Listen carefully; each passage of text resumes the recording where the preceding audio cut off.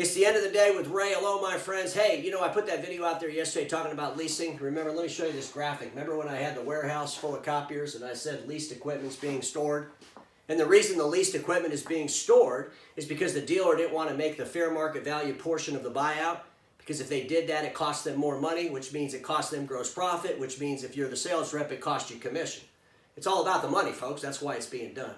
But what amazed me about that video was some of the comments. And keep in mind, when I post a video on LinkedIn, I don't just post it on my home page. I post it on other blogs. But somebody actually went on one of these other blogs and they made this comment. They said that all the OEMs do this. This is common practice. The whole entire industry. The whole entire industry does what we call a payment stream buyout. Isn't that crazy? Well, that person's delusional. And ladies and gentlemen, here's the problem. This industry's been doing this stuff for so long that they believe it's okay to do it. They don't realize that every single lease contract that exists has a clause in it. And the clause is simple. It says this: you can't move the equipment out of the office unless we give you permission in writing. So today, to try to help people kind of understand where I'm going with this, I thought I'd do a little bit of role playing. So picture this conversation, okay? And because this person said all the OEMs are doing it, just picture this conversation from a senior executive, and just pick your OEM, it doesn't really matter. But the senior executive of an OEM calls up the leasing company. Hello, leasing company, we just, basically you have a whole bunch of equipment in an account that we're going to put a whole bunch of new equipment in. We don't want to pay the fair market value portion of your buyout.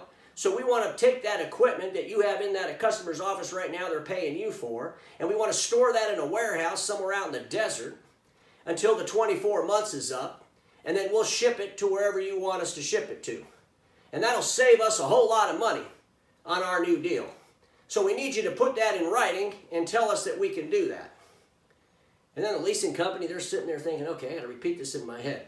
So you're going to buy out one of my leases and put your equipment in there with a different lease company. Well, that's fine. We do that all the time. No.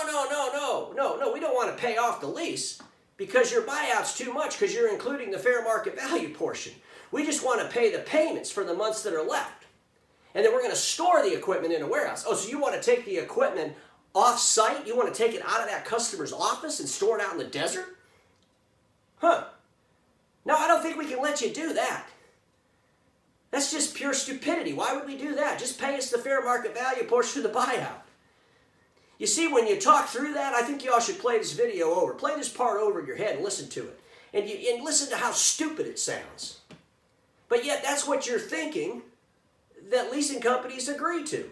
Everybody does it. OEMs do it. Leasing companies do it. Here's the reality, my friends. There might be some one-offs at an OEM, but I can't even comprehend OEMs doing that. It's pure insanity. Smaller dealers trying to chase cash flow, they could probably do that. They're probably doing a lot of crazy things with leasing. But here's the reality. It's nuts. It's nuts. And our industry has to change what we're doing. And I know there's a lot of good dealers out there because they also send me emails. And they'll tell me, thanks a lot, Ray, for saying that. It had to be said. It's crazy what some of these dealers are doing. Folks, here's the reality. Our industry is in disruption. Whether we agree with that or not, it's irrelevant. I don't really care if you like me. I don't care. I'm not picking a side. I'm picking the side of the customer. And I'm picking the side of those dealers or resellers from any vertical that wants to help that customer acquire print and services and IT services in a respectable way, in the right way. Not some convoluted nonsense. Not some selling strategy that made sense maybe back in 1980 or 1990. A3 is being replaced by A4 is already going to cause the industry a problem. We're going to lose revenue as we migrate down to A4. We're going to lose revenue as our service continues to decline. But it's up to us as an industry to pivot, to add broader deliverables, not to try to fight and scream and scratch our way into the past. What good is that? And you know what? Those of you who believe that store and leased equipment in warehouses is something that we ought to be doing, that is common practice, I strongly suggest you read your lease agreements. Because there's not a leasing company in the world that would agree to that. Like I said, just play that portion of this tape back again. And when you see how stupid that sounds, I want you to think about this. The innovators, and it's not just Ray, waking up a whole bunch of innovators. The innovators have been waking up about our industry for a long time. And they're looking inside.